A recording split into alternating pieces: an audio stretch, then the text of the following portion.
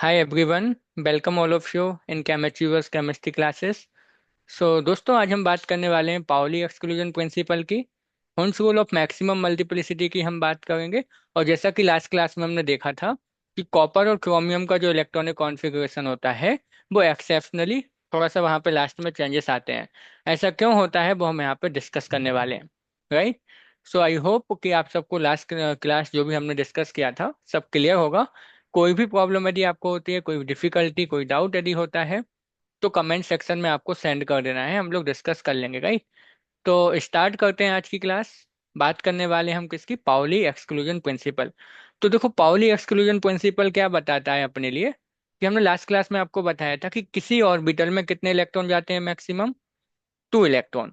ये किसने कहा था? पाउली एक्सक्लूजन प्रिंसिपल ने। कैसे कहा था वो अब यहाँ पे हम समझने वाले हैं, देखना। तो पाउली एक्सक्लूजन प्रिंसिपल आपसे क्या कहता है कि no two electrons in the same atom can have identical values for all the four of their quantum numbers. कहने का मतलब क्या है कि जो क्वांटम नंबर्स हमने देखे थे 4 प्रकार के, तो यदि किसी ऑर्बिटल में जो 2 इलेक्ट्रॉन्स हैं उन दोनों इलेक्ट्रॉन के चारों क्वांटम नंबर कभी सेम नहीं हो सकते। ये कहता है पाउली एक्सक्लूजन प्रिंसिपल। कैसे समझते हैं, देखो। कि सपोज हमने आपको बोल दिया कि अपने पास कोई ऑर्बिटल है, सपोज 2s। 2s में 2 इलेक्ट्रॉन अपने पास है, सेकंड सेल की सेकंड सबसेल 2s। उसमें हमने देख लिया कितने इलेक्ट्रॉन्स अपने पास? 2। तो हम इसको कैसे बनाएंगे? आपको पता है कि s का एक ऑर्बिटल होता है तो हम इसको एक बना देंगे। इलेक्ट्रॉन कितने इसके पास है? 2 इलेक्ट्रॉन। तो हम इसमें ऐसे फिल कर देंगे, राइट। अब यदि हम बात करें इस पर्टिकुलर सेल के लिए, इस पर्टिकुलर सब सेल के लिए क्वांटम नंबर्स की, तो पहला क्या था आपका? Principal quantum number n। कितना हो जाएगा? अच्छा एक काम करते हैं, यहाँ पे 2 इलेक्ट्रॉन्स हैं अपने पास, राइट। तो दोनों इलेक्ट्रॉन का यहाँ पे निकाल के देखते हैं। इस साइड निकालते हैं फर्स्ट इलेक्ट्रॉन के लिए क्वांटम नंबर्स, और इधर निकालते हैं अपना सेकंड इलेक्ट्रॉन के लिए क्वांटम नंबर्स। ठीक है ना, समझना। तो जो पहले इलेक्ट्रॉन की हम बात करेंगे तो प्रिंसिपल क्वांटम नंबर कितना है? 2। हमने कहा था ना जो आगे लिखा होगा वो n की वैल्यू होती है। जिस किसी ने लास्ट क्लास नहीं देखी है एक बार जाके गो थ्रू करके आओ। हम इस वीडियो के कमेंट सेक्शन में, डिस्क्रिप्शन में आपको वीडियो की लिंक सेंड कर देंगे, आप लोग उसको एक बार देख के आना, तभी आपको ये सेशन क्लियर होगा। तो एन की वैल्यू 2 इसके लिए हो गई। सेकंड इलेक्ट्रॉन भी सेम ऑर्बिटल में है, तो इसके लिए भी एन कितना अपने पास है? 2 है। आप सबको हमने बताया था कि जो सेकंड क्वांटम नंबर था एजीमुथल क्वांटम नंबर, उसके लिए क्या होता है? एल की वैल्यू हमेशा फिक्स होती थी। एस के लिए 0, पी के लिए 1, डी के लिए 2 और एफ के लिए 3। तो यहाँ पे क्या है? अपना एस ऑर्बिटल है, राइट। तो एस के लिए हम कितने ले लेंगे? एल 0। तो ये भी एस में ही है तो इसके लिए भी एल 0। Perfectly fine, right. आगे चलें तो अब थर्ड अपना आता है मैग्नेटिक क्वांटम नंबर। आपको बताया था हमने कि इसकी वैल्यू कैसे निकालते हो? -L से +L। अब L की वैल्यू ही 0 है तो M भी 0 हो जाएगा। इसके लिए भी L 0 है तो M की वैल्यू भी 0 हो जाएगी। तो अभी तक हमने देखा कि दोनों इलेक्ट्रॉन के 3 क्वांटम नंबर जो हैं वो सेम है। N, L और M तीनों की वैल्यू फर्स्ट इलेक्ट्रॉन के लिए भी सेम है, सेकंड के लिए भी सेम। ये वाला फर्स्ट इलेक्ट्रॉन है अपना और ये वाला सेकंड है, राइट। तो फर्स्ट इलेक्ट्रॉन के लिए जब हम लास्ट क्वांटम नंबर की बात करेंगे जिसको आपने नाम दिया था स्पिन क्वांटम नंबर, हमने आपको बताया था 2 तरीके का स्पिन हो सकता है, एक क्लॉकवाइज और एक आपका एंटी क्लॉकवाइज। तो जब क्लॉकवाइज होता था तो हमने स्पिन की वैल्यू कितनी थी? +12। तो देखो पहला इलेक्ट्रॉन कैसा है? क्लॉकवाइज है, तो इसके लिए हम एस की वैल्यू कितनी ले लेंगे? +12। सेकेंड इलेक्ट्रॉन कैसा है? Anti clockwise. तो इसके लिए एस की वैल्यू कितनी हो जाएगी आपकी? -12। तो यहाँ आप देख सकते हो कि जो लास्ट आपका क्वांटम नंबर है, स्पिन क्वांटम नंबर, उसकी वैल्यू यहाँ पर डिफरेंट हो गई दोनों इलेक्ट्रॉन के लिए, राइट। तो इसका मतलब क्या है कि एक ऑर्बिटल में मैक्सिमम 2 ही इलेक्ट्रॉन्स आ सकते हैं, क्योंकि यदि 2 से ज्यादा इलेक्ट्रॉन यदि आप लोगे तो फिर क्वांटम नंबर सेम नहीं हो सकते थे, राइट। तो 2 ही इलेक्ट्रॉन्स आ सकते हैं, वो भी कैसे आएंगे? अपोजिट स्पिन के साथ। यदि एक का प्लस हाफ है तो दूसरा का माइनस हाफ होगा, है ना। एक कहा था किसने? पाउली एक्सक्लूजन प्रिंसिपल ने। तो सेकंड आप देख सकते हो कि no more than 2 electrons can occupy the same orbital. तो यदि आपसे कोई पूछता है कि एक ऑर्बिटल में 2 ही इलेक्ट्रॉन क्यों जाते हैं, तो पाउली एक्सक्लूजन प्रिंसिपल इसको एक्सप्लेन करता है कि किसी भी ऑर्बिटल में जो दो इलेक्ट्रॉन्स हैं उनकी चारों क्वांटम नंबर्स कभी भी सेम नहीं होंगे, और ये तभी पॉसिबल है कि जब दोनों का स्पिन कैसा होगा, अपोजिट। दैट मीन्स कि केवल टू ही इलेक्ट्रॉन्स पॉसिबल हैं एक ऑर्बिटल में। तो ये हमें यहाँ पे ध्यान रखना है। सिंपल समझ आया ना? तो यदि आपके एग्जाम में आता है कि पाउली एक्सक्लूजन प्रिंसिपल क्या है, तो आप दोनों तरीके से वैसे किसी से भी एक डिफाइन कर सकते हो। या तो आप पहले बोल दोगे कि no two electron in the same atom और same orbital having the all four quantum number same, तो इट नॉट पॉसिबल, राइट। और सेकंड आप बोल सकते हो कि no more than two electrons can occupy the same orbital.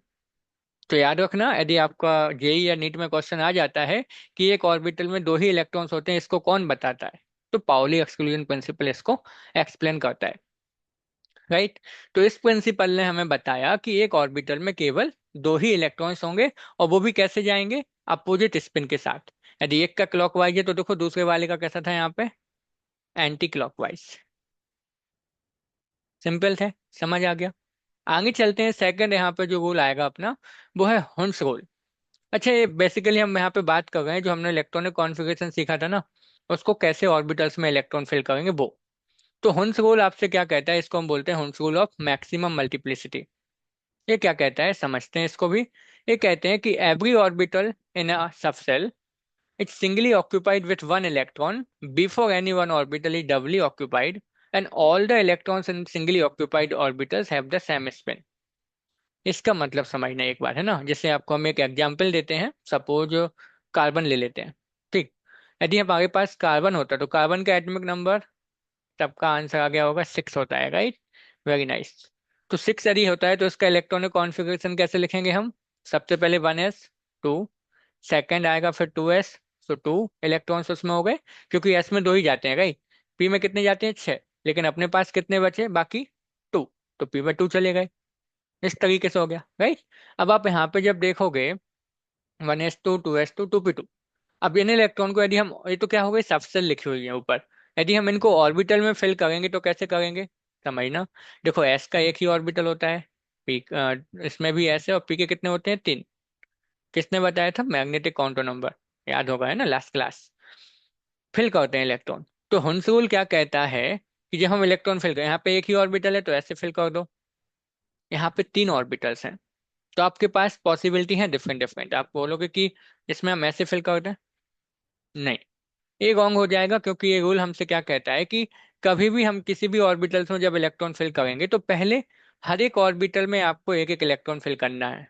जैसे P सब सेल में यहाँ पे कितने ऑर्बिटल हैं, 3, तो पहले हम तीनों में एक एक फिल करेंगे, उसके बाद पेयरिंग करेंगे। तो यहाँ पे इस तरीके का ये सही होगा। मान लो कहीं पे होता 2p4, है ना, किसी एलिमेंट के इलेक्ट्रॉनिक कॉन्फ़िगरेशन में आ जाता 2p4, तो इसमें इलेक्ट्रॉन कैसे फिल करते हैं। तो हुंस रूल हमसे क्या कहता है कि पहले हमें क्या करना है, हर ऑर्बिटल में एक एक इलेक्ट्रॉन फिल करना है, और वो भी कैसा होगा, सेम स्पिन का, क्योंकि देखो सबका क्लॉकवाइज आएगा। उसके बाद जब पेयरिंग हम करेंगे, जब हम वापस से फिर से उसको पेयर बनाएंगे, तब जो दूसरा इलेक्ट्रॉन आएगा वो कैसा आएगा, एंटी क्लॉकवाइज। समझते हैं यहाँ पे, है ना। देखो, तो यदि हम इसमें इलेक्ट्रॉन फिल करें, कितने इलेक्ट्रॉन अपने पास है, 4, फिल करें तो 1। अब अकॉर्डिंग टू हॉन्स रूल हमें यहाँ जाना है 2, 3। तो यहाँ पे आप देखो कि तीनों ऑर्बिटल में एक एक इलेक्ट्रॉन चला गया। यदि ऐसा हो गया तो अब जो फोर्थ इलेक्ट्रॉन है वो कहाँ से आएगा, फिर से स्टार्टिंग से। अब ये पेयर बनाएगा और स्पिन कैसा हो जाएगा, अपोजिट। ये कहता है हमसे Hund's rule of maximum multiplicity, right. कि कभी भी किसी भी ऑर्बिटल में आप इलेक्ट्रॉन फिल करते हो तो पहले आपको सब सेल के सारे ऑर्बिटल में एक एक इलेक्ट्रॉन फिल करना है, उसके बाद पेयरिंग करानी है, उसके बाद आपको दो इलेक्ट्रॉन को डबल करना है, और वो भी कैसे, अपोजिट स्पिन के साथ। आई होप सो क्लियर। तो सिंपल है हॉन्स रूल ऑफ मैक्सिमम मल्टीप्लिसिटी, और सिंपल था आपका पाउली एक्सक्लूजन प्रिंसिपल। तो ये तो हमने दोनों रूल को यहाँ पे समझ लिया। तो एक इसको बताता है कि कैसे हम ऑर्बिटल्स में इलेक्ट्रॉन्स को फिल करेंगे, राइट। पहले आपको एक एक फिल करना है, जैसे सारे ऑर्बिटल्स में भर जाएंगे इलेक्ट्रॉन एक एक, उसके बाद आपको पेयर बनाने हैं। ये है आपका हॉन्स रूल मैक्सिमम मल्टीप्लिसिटी, है ना। एक इसके ग्राउंड स्टेट में ऐसा होता है ना। यदि आपसे कोई पूछे कि यदि किसी ने आपको ऐसा दे दिया, यदि किसी ने आपको ऐसे इलेक्ट्रॉनिक कॉन्फ़िगरेशन दे दिया और यहाँ पे पेयर कर दिया, तो क्या ये सही नहीं है, तो ये सही है, बट यहाँ पे हॉन्स रूल आपका एप्लीकेबल नहीं है। हम क्या कहेंगे कि अकॉर्डिंग टू हॉन्स रूल नहीं है, राइट। तो अकॉर्डिंग टू ऑन रूल हमें क्या करना है, पहले सारे ऑर्बिटल्स में एक एक इलेक्ट्रॉन फिल करने हैं और उसके बाद हमें पेयर बनाने हैं, राइट, इस तरीके से। तो ये ध्यान रखना, और जब पेयर बनाओगे ना, तो सेकंड इलेक्ट्रॉन आपका कैसा आना चाहिए, अपोजिट स्पिन के साथ, that means anti clockwise. Perfectly fine. अब चलते हैं हम अपने लास्ट वाले क्वेश्चन की तरफ, लास्ट टॉपिक की तरफ, जो हमने बात की थी कि क्यों आपने जो देखा था लास्ट क्लास में क्रोमियम और कॉपर का, वो एक्सेप्शनली इलेक्ट्रॉनिक कॉन्फ़िगरेशन होता है। देखते हैं एक बार फिर से यहाँ पे लिखते हैं, राइट। क्रोमियम कितना था, 24। तो जब हम लिखेंगे तो आपका आएगा, देखो, 1s2, 2s2, 2p में कितना, फिर 6 जाएगा तो हो गए 10। हमें टोटल कितने इलेक्ट्रॉन फिल करने हैं, 24। देन आपका आएगा 3s2, 3p6। देन देखो 3d आता है और 4s। तो आपको पता है 4s की एनर्जी कम होती है, तो पहले इसको फिल करोगे और इसको एस। तो हमने कहा था ये रॉन्ग हो जाएगा। यहाँ पे आएगा क्या लास्ट वाले में, लास्ट में आपका थोड़ा सा चेंज हो जाता है, ये कुछ ऐसा होता है।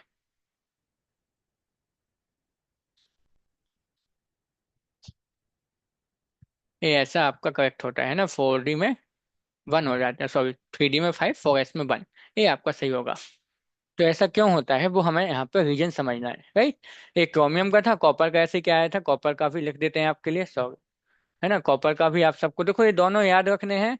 आपके स्कूल एग्जाम में डायरेक्टली पूछे जाते हैं, स्कूल एग्जाम में आपसे बिल्कुल डायरेक्टली पूछा जाएगा ये, क्योंकि ये एक्सेप्शनली होता है और आप लोग वहां पे रॉन्ग करके आ जाते हो, तो इसको थोड़ा ध्यान रखना है। तो कॉपर में क्या आता है, देखो इसको समझते हैं। आएगा 1s2, 2s2, 2p6, then 3s2, 3p6 आपका, और आएगा यहाँ पे 3d में 10, 4s में 1। इस तरीके से ये आता है, right. Right all of you. Right. So यहाँ पे क्या होगा, आपका 3d10 4s1 ही होता है। अब ऐसा हुआ क्यों वो हमें यहाँ पे समझना है। तो देखो इसके दो रीजन होते हैं। एक तो आप डायरेक्टली एक नोट कर लेना कि जो हाफ फिल्ड और फुल्ली फिल्ड ऑर्बिटल्स होते हैं, यहाँ पे आप नोट करना कि जो half filled and fully filled orbitals are more stable than partially filled orbital. इसको समझाते हैं आपको, है ना, डोंट वरी।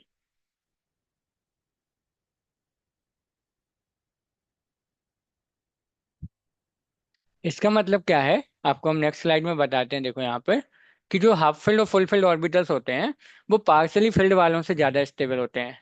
कैसे, यहाँ पे समझते हैं। जैसे हमने कहा 3d4 आया था और 3d5। अब डी में कितने ऑर्बिटल्स होते हैं आपको पता है, 5। तो यहाँ पे हम बनाते हैं, देखो 5 ऑर्बिटल्स बना लेंगे हम सिंपल से, राइट। अभी आपको बिल्कुल हर क्वेश्चन का आंसर पता होना चाहिए। यदि आपसे कोई पूछे कि क्यों ये 5 बने, तो हमने लास्ट क्लास में देखा है, आप जाके एक बार देख सकते हो, जिसने नहीं देखा देखो, एक बार जरूर जाके देखो, आपको बिल्कुल क्लियर हो जाएगा कि डी में क्यों 5 बनाए हमने, राइट।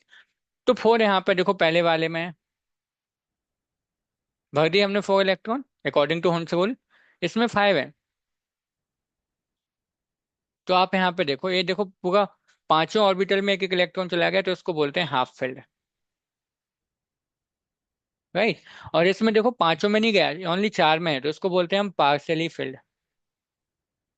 इसको बोलते हैं पार्सली फिल्ड। तो हमने कहा कि जो स्टेबिलिटी होती है वो किसकी ज्यादा होती है, सॉरी, है ना, हाफ फील्ड वाले की ज्यादा होती है, किससे, पार्सली फील्ड से। या आप बोलो फुल फील्ड यदि ऑर्बिटल है तो उसकी ज्यादा होगी पार्सली फील्ड वालों से, राइट। तो ऐसा होता क्यों है, तो इसका एक रीजन क्या है कि जब हमने क्रोमियम और कॉपर का इलेक्ट्रॉनिक कॉन्फ़िगरेशन लिखा, तो देखो यहाँ पे क्या था, फिर से वापस चलते हैं पिछली स्लाइड पर, देखो समझना। तो जब हमने इसका इलेक्ट्रॉनिक कॉन्फ़िगरेशन लिखा, तो हमारे पास एक पॉसिबिलिटी थी कि क्रोमियम का क्या था, 3d में 5 हो गया, मतलब हाफ फिल्ड हो गया। तो 3d4 से 3d5 ज्यादा स्टेबल है, अभी देखा हमने हाफ फिल्ड, तो इसलिए 3d5 हो गया। याद रखना कि जो 4s होता है और 3d, इन दोनों की एनर्जी में ज्यादा डिफरेंस नहीं होता है। एनर्जी में ज्यादा डिफरेंस नहीं होने की वजह से क्या करता है, जो इसमें इलेक्ट्रॉनिक कॉन्फ़िगरेशन में ऑर्बिटल क्या करते हैं कि 4s में से एक इलेक्ट्रॉन कहाँ आ जाता है, 3d में। और क्यों आ जाता है, क्योंकि उसको स्टेबिलिटी मिल गई, हाफ फिल्ड हो गया।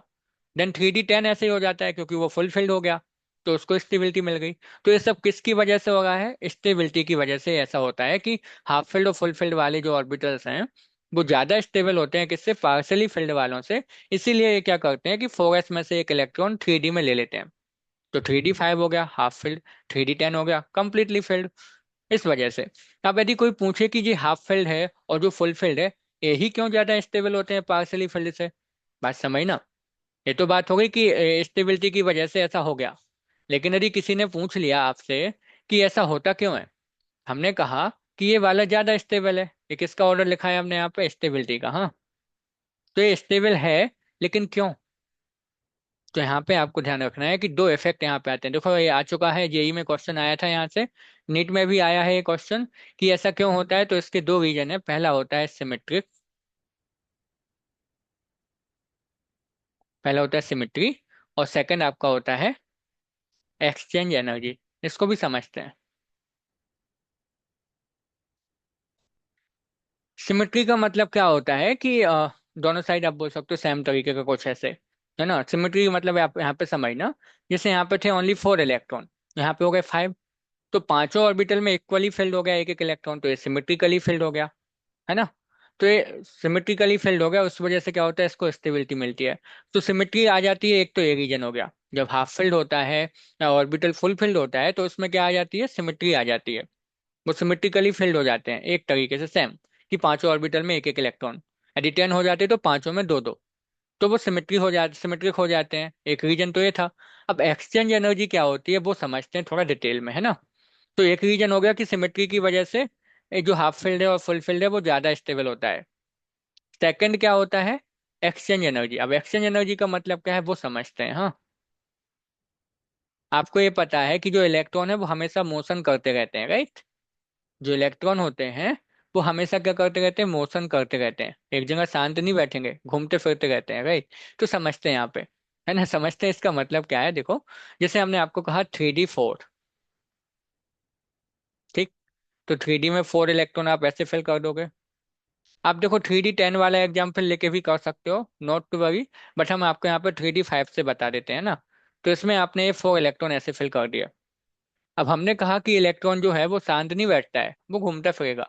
तो जो पहला इलेक्ट्रॉन है, ये आपस में अपनी पोजीशन बदलते रहेंगे। तो पहला इलेक्ट्रॉन इससे पोजीशन बदल सकता है, इससे बदल सकता है, अपने से आगे वाले से बदलेगा। हाँ, ये इससे बदल सकता है। तो इसके पास कितने तरीके हैं अपनी पोजीशन बदलने के? 3। और भी पॉसिबल, देखो अब सेकंड इलेक्ट्रॉन की बात करें, यहाँ पे देखते हैं ना सेकंड वाले। तो एक तो हो गया कि पहली बार में वो 3 तरीके से अपनी पोजीशन बदल सकता है। समझना, ये बहुत सिंपल तरीका है, बहुत सिंपल है ये 4 हो गए, है ना। यहाँ पे समझना, सेकंड इलेक्ट्रॉन चाहेगा तो उसके पास कितने तरीके हैं अपनी पोजीशन बदलने के? 2, राइट।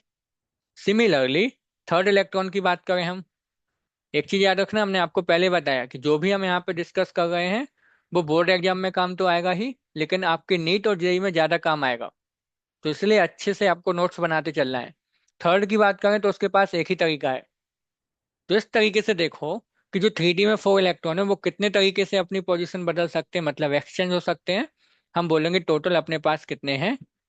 3 + 2 + 1, मतलब टोटल 6 तरीके हैं। देखो याद रखना, जितने ज्यादा ये तरीके पॉसिबल होंगे ना उतनी ज्यादा एक्सचेंज एनर्जी होगी, और जितनी ज्यादा एक्सचेंज एनर्जी होगी उतना ज्यादा वो आपका ऑर्बिटल क्या होगा? स्टेबल होगा। तो 3D4 में कितने तरीके मिले हमें? टोटल 6। एक बार 3D5 में भी देखते हैं, समझना सभी लोग। एक बार किस में देख लेते हैं हम? एक बार 3D5 में भी चेक कर लेते हैं जल्दी से, है ना। तो देखते हैं यहाँ पे 3D5 की भी बात कर लेते हैं। यदि 3D5 होता तब क्या होता? देखते हैं।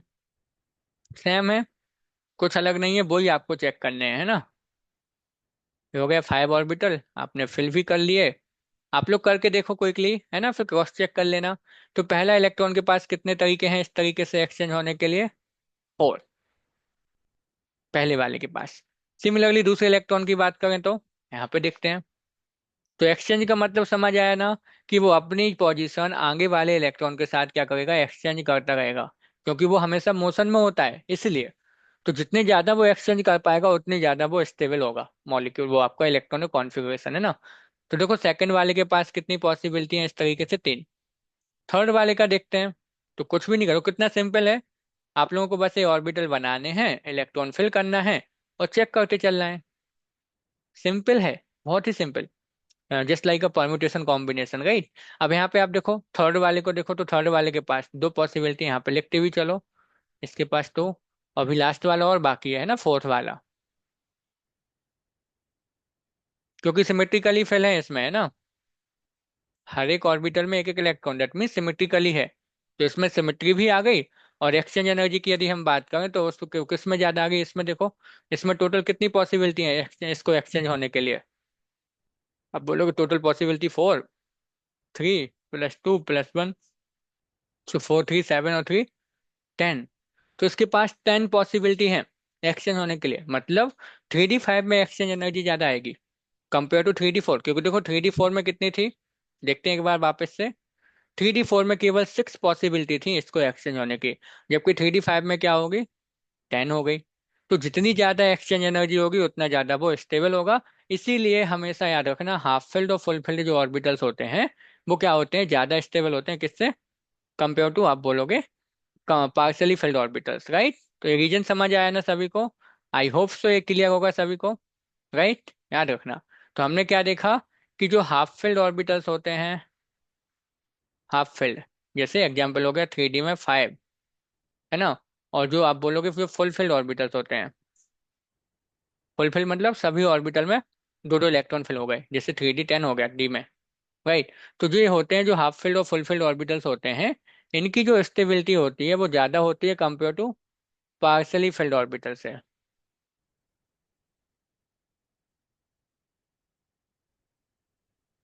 राइट, जैसे आप पार्सली फिल्ड बोल सकते हो, 3D 4 हो गया, 3D 9 हो गया, ये सब पार्सली फिल्ड है, कंप्लीटली फिल्ड नहीं है, है ना। कंप्लीटली फिल्ड का मतलब क्या होता है कि हर ऑर्बिटल में दो दो इलेक्ट्रॉन, पार्सली मतलब उससे कम होंगे, राइट। तो इस वजह से हाफ फील्ड और फुल फील्ड ऑर्बिटल की स्टेबिलिटी क्या होती है, ज्यादा होती है पार्सली फिल्ड ऑर्बिटल से। इसीलिए क्रोमियम और कॉपर में आपको क्या देखने को मिला, इसीलिए क्रोमियम और कॉपर में आपको देखने को मिला एक्सेप्शनल इलेक्ट्रॉनिक कॉन्फ़िगरेशन, कुछ इस तरीके का, है ना, जो हमने अभी यहाँ पे देखा था। हाँ, यहाँ पे देखो, इस वजह से, राइट, कि 3D में 10 क्यों हो गया, क्योंकि वो फुलफिल्ड हो गया। 3D में 5 क्यों हो गया, क्योंकि वो हाफ फिल्ड हो गया। और उसकी वजह से उसको एक्स्ट्रा क्या मिल गई, स्टेबिलिटी। इस वजह से ऐसा होता है। तो ये हमें थोड़ा सा ध्यान रखना है, राइट। रीजन क्या है कि क्यों half filled full field stable होते हैं, तो एक्सचेंज एनर्जी ज्यादा होती है, और सेकंड उनमें क्या आ जाती है, सिमेट्री आ जाती है, इस वजह से वो ज्यादा स्टेबल होते हैं। तो हमें एग्जाम पॉइंट ऑफ व्यू से इलेक्ट्रॉनिक कॉन्फ़िगरेशन ध्यान रखना है। आई होप सो ऑल क्लियर, जो भी हमने डिस्कस किया आप सबको आई होप सो क्लियर होगा। यदि कोई डाउट है, कोई आपके कोई प्रॉब्लम्स है, कोई आपको डिफिकल्टी फेस हो गई है, आप कमेंट सेक्शन में, है ना, अपना सेंड कर देना। जो भी आपको डाउट होगा हम लोग नेक्स्ट क्लास में डिस्कस कर लेंगे। और जिसने इसके पहले वाली वीडियो नहीं देखी है, उसके लिए हम यहाँ पे डिस्क्रिप्शन में वो लिंक ऐड कर देंगे, तो आप लोग जाके एक बार पहले वो देखो। उसके बाद आपको ये और भी ज़्यादा अच्छे तरीके से क्लियर हो जाएगा, राइट। तो मिलते हैं नेक्स्ट सेशन में। अब हम पेरियोडिसिटी स्टार्ट करेंगे, है ना, मतलब पेरियोडिक टेबल के बारे में डिस्कस करेंगे, उन एलिमेंट के बारे में डिस्कस करेंगे, राइट। तो आपका थर्ड चैप्टर से हम स्टार्ट करने वाले हैं, 11th क्लास की। और ट्वेल्थ भी आपका नेक्स्ट डे से आपको मिलने लगेगी वीडियो, है ना, ट्वेल्थ क्लास की सेपरेटली और 11th क्लास की सेपरेटली। अभी हम चैप्टर से स्टार्ट करेंगे, है ना। तो आप लोग बने रहिए चैनल पर, और डेली का जो वीडियो आपको मिलता है उसको देखना भी आपको है, और लाइक करना है, शेयर करना है, सब्सक्राइब करना है, और साथ में नोट्स भी बनाते चलना है। दिसंबर तक हम लोग अपना सिलेबस कंप्लीट कर लेंगे, तो डोंट वरी। बट हाँ, रेगुलरली आपको वीडियो देखना है, रिवीजन करना है, प्रैक्टिस करनी है। और जो भी डाउट आता है, जो भी प्रॉब्लम फेस होती है, कमेंट सेक्शन में आपको बेझिझक सेंड कर देनी है, जब हम लोग यहाँ पे डिस्कस कर लेंगे अगले वाले सेशन में, राइट। आई होप सो आप सबको मजा आया होगा ये समझ के, है ना।